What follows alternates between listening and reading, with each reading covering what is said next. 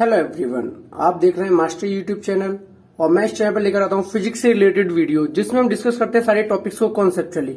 और आज जो मैं वीडियो लेकर आया हूँ वो लेकर आया हूँ भाई लोग क्लास 8 साइंस की। ठीक है, इस बुक के अंदर हम ना फिजिक्स का एक चैप्टर डिस्कस करने वाले हैं जिसका नाम है फोर्स एंड प्रेशर। ठीक है, तो चलिए स्टार्ट करते हैं।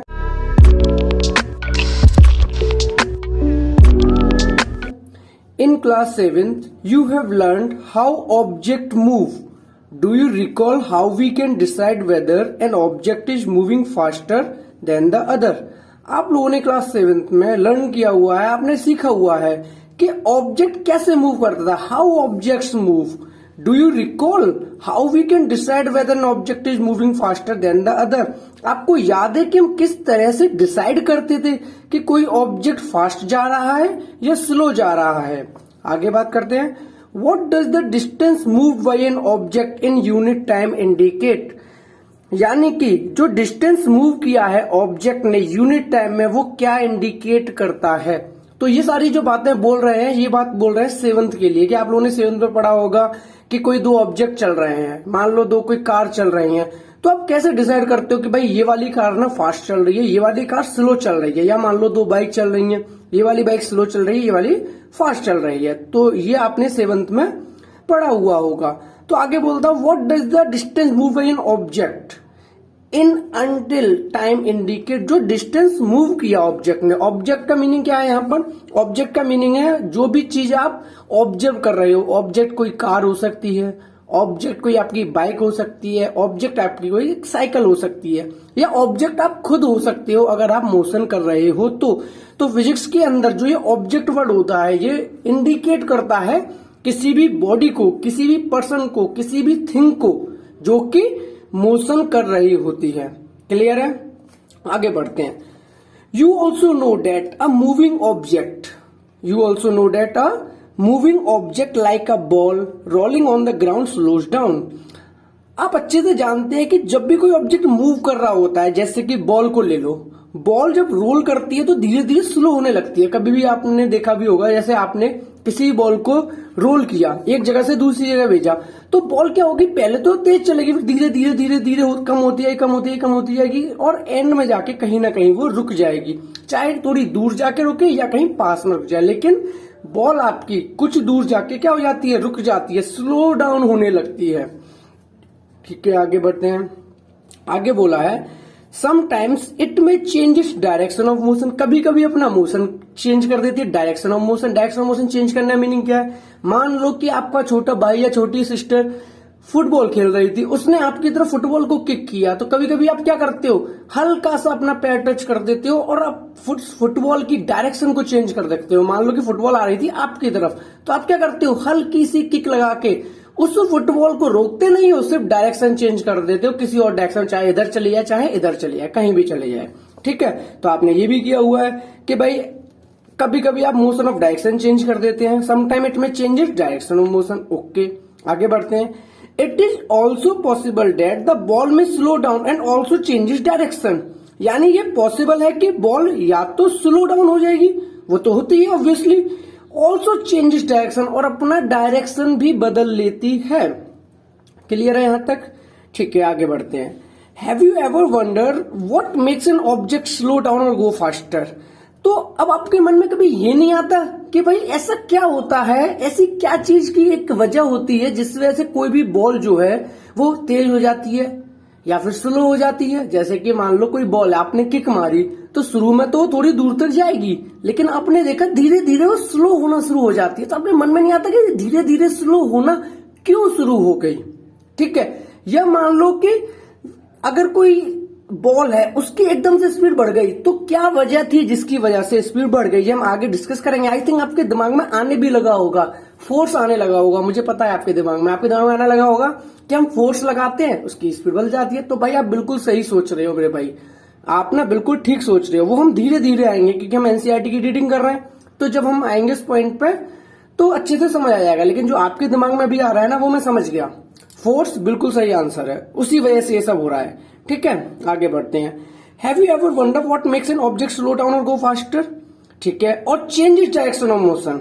ठीक है, तो क्या ये सारी चीजें कौन करता है कि स्लो डाउन करना, गो फास्टर और चेंज डायरेक्शन ऑफ मोशन, सब फोर्स करती है मेरे भाई। कौन करता है? फोर्स करती है। आप सब सही सोच रहे हैं। आगे बढ़ते हैं, ठीक है। Let us recall some of our everyday experiences. कुछ अपने एवरीडे एक्सपीरियंसेस को रिकॉल करते हैं। क्या देखते हैं? What do you do to make a football move? आप फुटबॉल मूव करने के लिए क्या करते हैं? आप बोलोगे मैं तो किक मारता हूं उसमें, ठीक है, okay. What do you do to make a moving ball move faster? आप उस बॉल को जो कि मूव कर रही है उसे और फास्ट करने के लिए और फास्टर बनाने के लिए आप क्या करोगे? ठीक है भाई, क्वेश्चन मार्क लगे हुए हैं, okay. How does a goalkeeper stop a ball? Goalkeeper जो है, जैसे कि आपको इस इमेज में भी दिख रहा है, ये गोलकीपर जो है वो बॉल को कैसे स्टॉप करेगा, कैसे रोकेगा? ठीक है, okay. A hockey player change the direction of moving ball with a flick of the stick. जो हॉकी प्लेयर होता है, जैसे कि आप इस वाले डायग्राम में देख रहे हो, ये हॉकी प्लेयर अपनी इस फ्लिक से क्या कर रहा है? बॉल का डायरेक्शन चेंज कर रहा है, okay. How do fielders stop a ball hit by a batsman? जो बैट्समैन ने बॉल को हिट किया उसे फील्डर कैसे स्टॉप करेगा? ये भी देखो आपको एक डायग्राम में दिखाया हुआ है, जैसे कि आप ये वाला देख सकते हो। यहां पे किसी बैट्समैन ने बॉल को मारा होगा, तो उसके बाद फील्डर ने क्या किया? बॉल को रोका हुआ है। क्लियर है? ठीक है, आगे बढ़ते हैं। हाँ, इन ऑल दी सिचुएशन, आपने जो ये सिचुएशन देखी, क्या क्या देखी कि भाई गोलकीपर ने बॉल को रोका, हॉकी प्लेयर ने क्या किया? डायरेक्शन चेंज किया बॉल का, फील्डर ने स्टॉप किया बैट्समैन की बॉल को।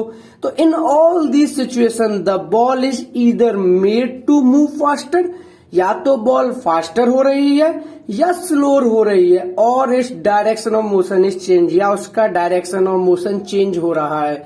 जैसे कि आपने भी देखा, जब बैट्समैन ने हिट किया, फील्डर ने बॉल को रोका, तो क्या किया? स्लो डाउन किया।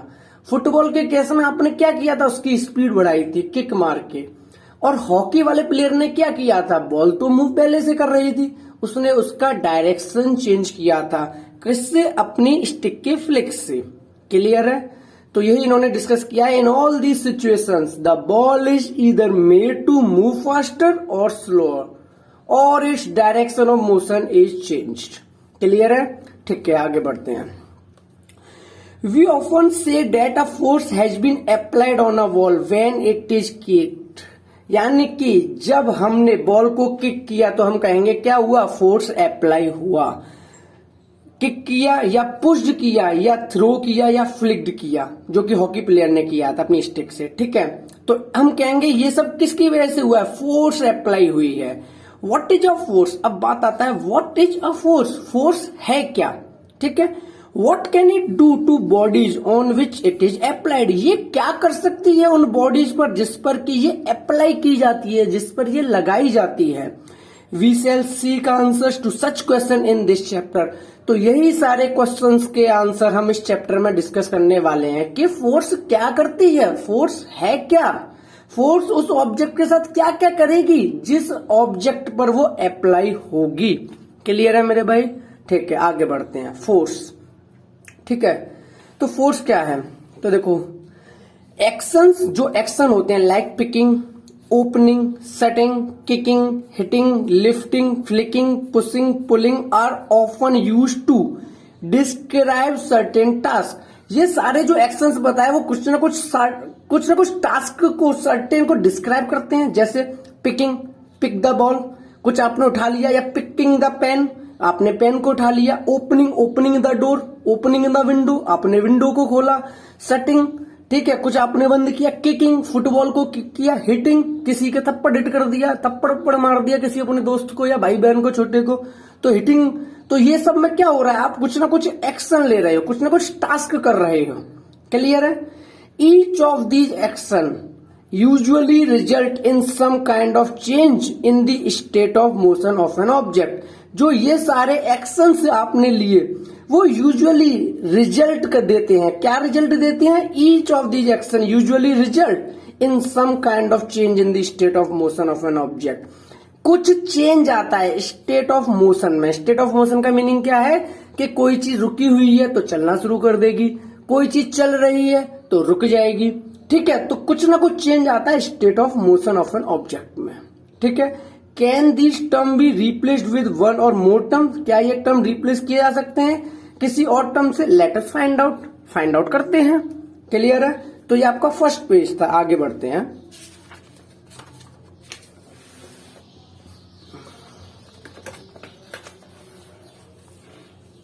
ठीक है, उसके बाद ये आपकी एक्टिविटी दी हुई है, एक्टिविटी में नहीं करा रहा हूं। ठीक है, हम लोग आगे डिस्कस कर रहे हैं। अगर आपको ये एक्टिविटी भी करनी है तो आप मुझे कमेंट सेक्शन में कमेंट करके बताएं, फिर मैं ये एक्टिविटी भी आपको बताऊंगा। ठीक है, तो हम अपने चैप्टर को कंटिन्यू आगे करते हैं। Do you notice that each of the action can be grouped as pull और पुश और बोथ? जो अभी आपने एक्शन देखे, क्या एक्शन देखे? Picking, kicking, lifting. ठीक है, क्या क्या एक्शन से? आपके ये वाले जो एक्शन से इनकी बात हो रही है, picking, opening, setting, kicking, lifting, flicking, pushing, pulling. ये सारे जो एक्शंस थे, क्या हम इन एक्शंस को पुश और पुल नाम में ग्रुप कर सकते हैं? जैसा कि इन्होंने भी कुछ देर पहले बोला भी था। इन्होंने क्या बोला था मेरे भाई? इन्होंने बोला था कि क्या इनको कुछ और भी नाम दिया जा सकता है? Let us find out. तो अब इन्होंने फाइंड आउट कर लिया। इन्होंने फाइंड आउट क्या किया कि do you notice that each of the action can be grouped.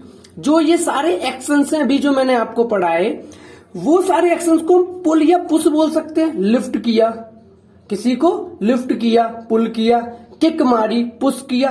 तो या तो इन सारे केसेस में पुल हो रहा होगा, पुल का मतलब अपनी तरफ खींचना, या तो पुश हो रहा होगा, या फिर किसी को धकेलना। पुश करना मतलब धक्का देना एक तरीके का, या फिर हो सकता है दोनों ही चीजें हो रही हो, पुश भी और पुल भी। ठीक है, आगे बढ़ते हैं। Can we infer from this that to move an object it has to be pushed और पुल्ड? ठीक है, ओके, आगे बढ़ते हैं। इन साइंस अ पुश और pull on an object is called force. अब आपको फोर्स की डेफिनेशन मिल चुकी है मेरे भाई, कि इन्होंने कहा जो ये सारे एक्शंस हो रहे थे, लिफ्ट करना, किक करना, ठीक है, शिफ्ट करना, ये सारे किस में आ रहे थे? या तो इसमें पुश हो रहा था या पुल हो रहा था। तो हमने सारे एक्शंस को दो कैटेगरी में डिवाइड कर दिया, दो ग्रुप बना दिए, या तो पुश होगा या फिर पुल होगा। तो इसी पुश और पुल को किसी भी ऑब्जेक्ट पर अप्लाई करने पर हम कहते हैं कि भाई यही फोर्स है। तो पुश और pull on an object is called force. मैंने इस बुक को पुश किया आगे की तरफ, तो ये फोर्स हुई, या मैंने इस बुक को इस तरीके से पुल किया, खींचा अपनी तरफ, तो ये भी फोर्स है। ठीक है, तो हम या तो पुश कर रहे हैं या फिर इसको पुल कर रहे हैं। क्लियर है मेरे भाई? आगे बढ़े। ठीक है, thus we can say that the motion imparted to object was due to the action of force। जो ये मोशन हुआ ऑब्जेक्ट के अंदर, वो किसकी वजह से हुआ? एक्शन ऑफ फोर्स की वजह से हुआ। When does a force come into play? Let us find out। कि ये फोर्स कब लगती है? When does a force come into play? Let us find out। आगे बढ़ते हैं। ठीक है, एक छोटा सा ये लिखा हुआ है, इसे भी पढ़ लेते हैं। I learned in class 6 में कुछ सीखा हुआ है। that a magnet attracts a piece of iron towards। आपने देखा होगा कोई भी एक मैग्नेट का पीस है, वो अपनी तरफ किसको खींचता है? आयरन को खींचता है, आयरन के पीसेस को। ठीक है, तो उसी को क्या बोलेंगे? ऑल्सो अ पुल। वो भी एक तरह का पुल हो गया, खींचना। मैग्नेट रखी है, आयरन यहां पर रखा हुआ है कहीं पर, तो इसको क्या किया? अपनी तरफ खींच रहा है। ठीक है, what about repulsion between similar pole of two magnet? यानी दो मैग्नेट के सिमिलर पोल के बीच में क्या होता है? रिपल्सन। तो वहां हम कह सकते हैं एक दूसरे को पुश कर रहे हैं। दो मैग्नेट के पोल का मीनिंग है जो आपके नॉर्थ पोल और साउथ पोल होते हैं। क्या मेरे भाई? North pole and south pole. आपकी एक मैग्नेट होती है, उसमें क्या होते हैं? एक तो नॉर्थ पोल, एक साउथ पोल। तो उन्होंने बोला रिपल्सन बिटवीन सिमिलर पोल्स, यानी कि सिमिलर पोल का मीनिंग या तो नॉर्थ को पास लेकर आओ दो मैग्नेट के, या साउथ को दो पास लेकर आओ, तो उनमें रिपल्सन होगा। यानी कि same pole, similar pole of two magnet repel each other.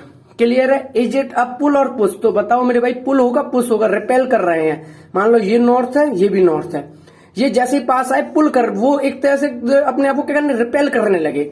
तो जब ये रिपेल कर रहे हैं तो मैं बताओ पुल कर रहे हैं, पुश कर रहे हैं? बताओ आप क्या कर रहे हैं? पुश कर रहे हैं। क्या कर रहे हैं एक दूसरे को? ये इसे इधर पुश कर रहा है, ये इसे इधर पुश कर रहा है। क्लियर है? ठीक है, आगे बढ़ते हैं।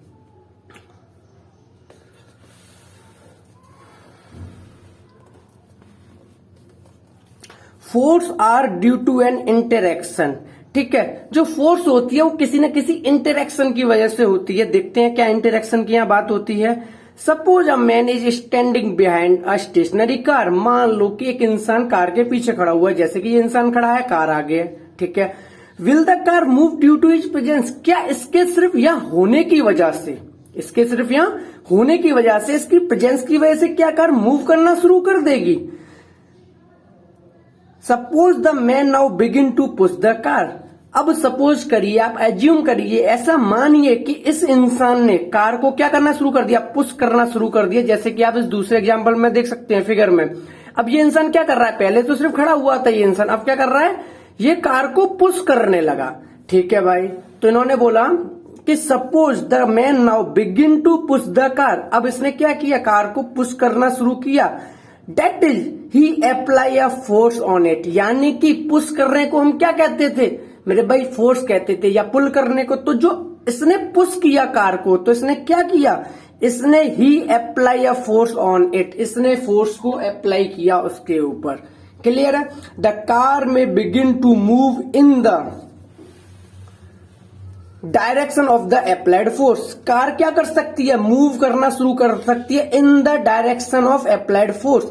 इन the direction of applied force का मीनिंग क्या है, इस बंदे ने फोर्स कहां लगाई, देखो आप देख सकते हो, इसने फोर्स लगाई इस डायरेक्शन में, तो कार भी आपकी आगे ही जाएगी। ऐसा नहीं फोर्स लगाई इसने इस डायरेक्शन में, कार पीछे आने लगी, ना ना, अगर इस डायरेक्शन में फोर्स लगा रही है जो मैंने एरो बनाया है, तो कार भी इसी डायरेक्शन में मूव करने लगेगी।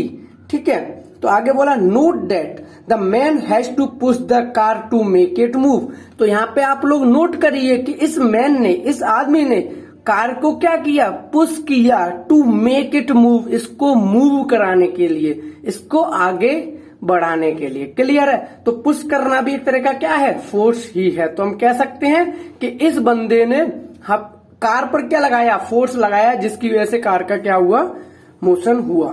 क्लियर है। आगे बढ़ते हैं।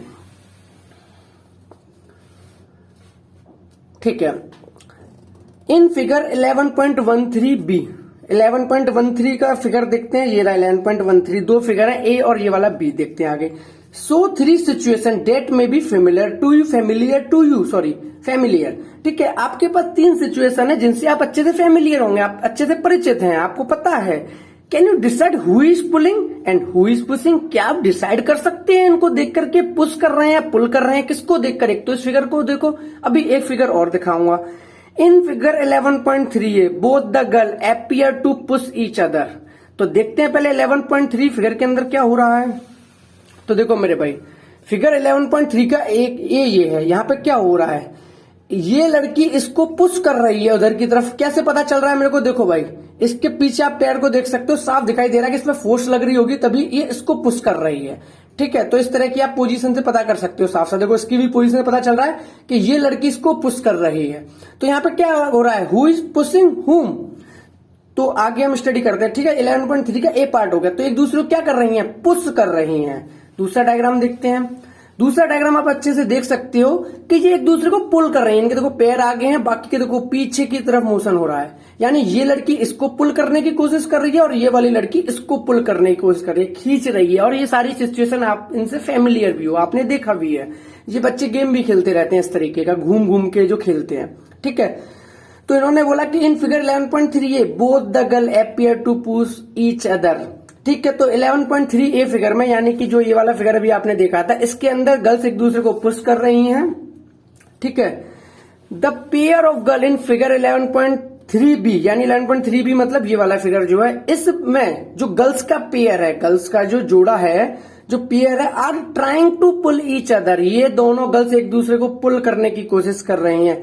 सिमिलरली, इसी तरीके से आगे भी कुछ बताया है इन्होंने इस वाले डायग्राम में। The cow and the man in figure 11.3c, यानी ये वाला figure 11.3c, are trying to pull each other. यहाँ पे देखो, ये जो बैल है या ये जो काउ है, ये क्या कर रही है, एक ये इस मैन को खींच रही है अपनी तरफ, और ये मैन इस काउ को खींच रहा है अपनी तरफ। तो ये एक दूसरे को क्या कर रहे हैं, try to pulling each other, appear to pull each other. Clear है।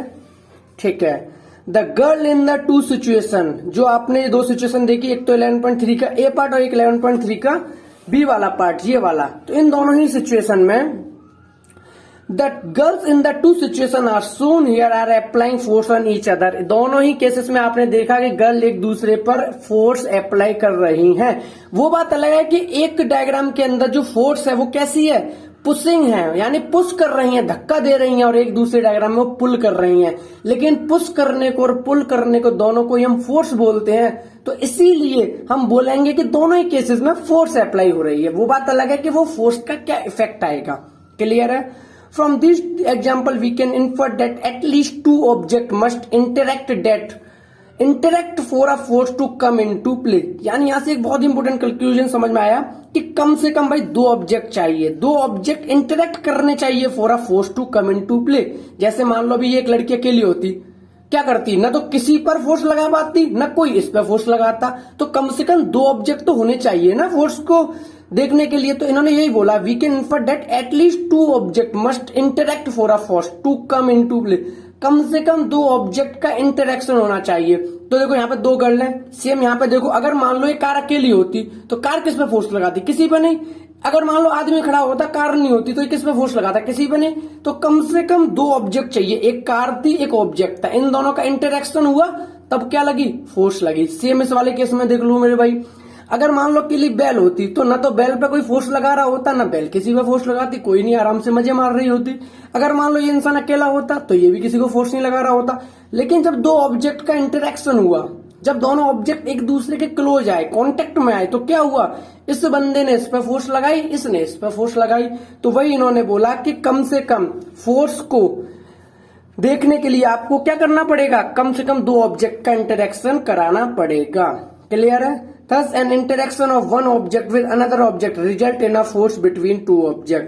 तो जो इंटरेक्शन होता है किसी भी एक ऑब्जेक्ट का दूसरे ऑब्जेक्ट से, उसका रिजल्ट क्या होता है, उनके बीच में फोर्स लगना शुरू हो जाती है। क्लियर है? यहां तक कोई डाउट? ठीक है।